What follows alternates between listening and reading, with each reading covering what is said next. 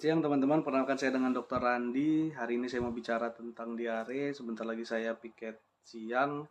Karena kenapa saya pengen bicara tentang diare? Karena kemarin pagi saya piket banyak orang tua yang bawa anaknya dengan keluhan diare, mual atau muntah.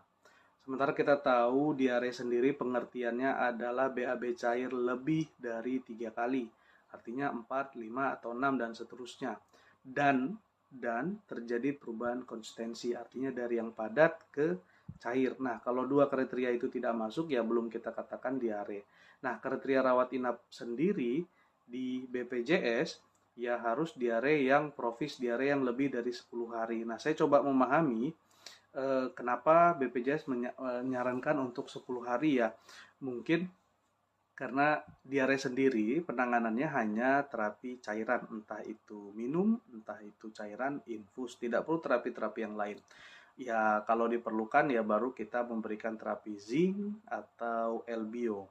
Sementara kita harus ingat diare sendiri penyebabnya 80% lebih penyebabnya adalah karena rotavirus.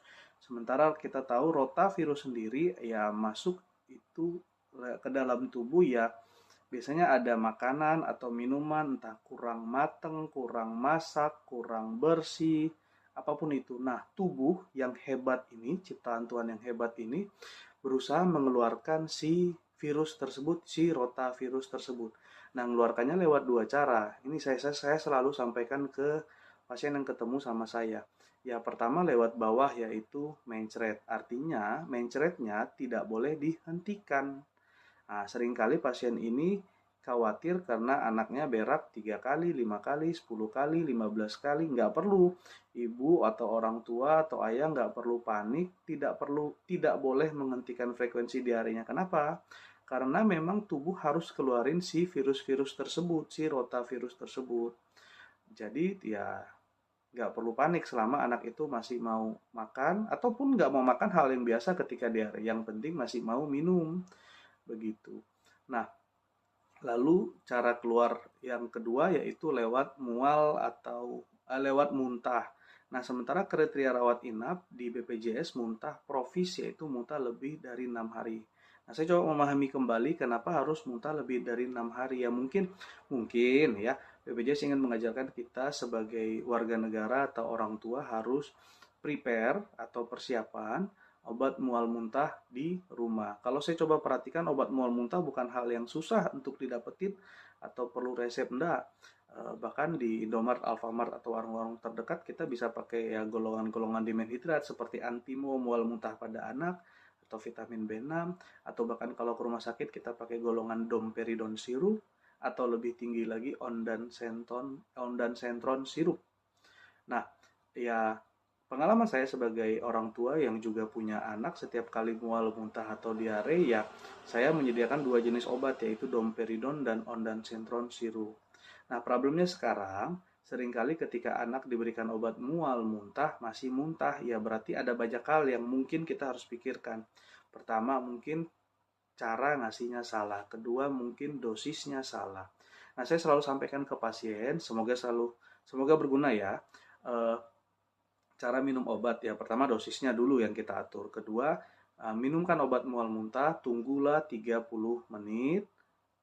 Tidak, jangan dikasih apapun, makan, minum atau obat yang lain jangan dulu. Kenapa, Dok? Biar obatnya bekerja. Apabila kurang dari 30 menit tiba-tiba muntah kembali, maka obat itu bisa diulang.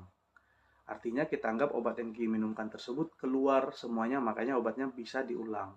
Nah, pertanyaan berikutnya adalah apabila muntah setelah lebih dari 30 menit, apa yang harus dilakukan, Dok? Ya berarti obatnya sudah keserap, maka kita baru boleh pemberian obat berikutnya ya 6 jam atau 8 jam kemudian.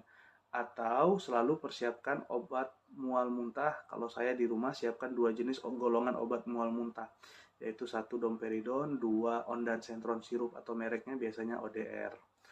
Nah, apabila setelah 30 menit masih muntah, maka saya berikan obat jenis golongan yang kedua. Lalu lagi-lagi saya bilang ke pasien tunggu 30 menit, jangan kasih minum, jangan kasih makan, jangan kasih obat apapun yang lain biar obatnya bekerja.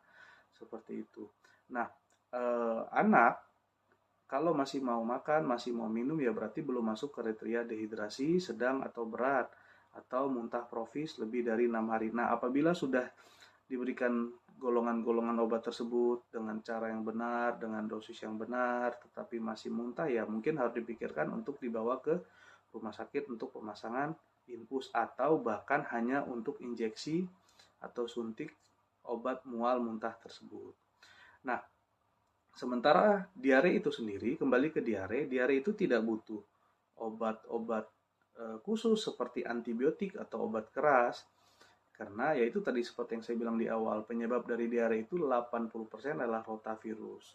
Nah, seringkali orang tua ini berobat ke nakes eh, minta antibiotik, padahal penyebab diare sendiri ya bukan bakteri melainkan rotavirus. Dan ingat, frekuensi diare itu tidak boleh dihentikan, memang harus dikeluarkan, mau 5 kali, 10 kali, 15 kali, memang harus dikeluarkan sampai seluruh virusnya habis. Begitu teman-teman, semoga video yang saya buat bermanfaat buat yang menonton.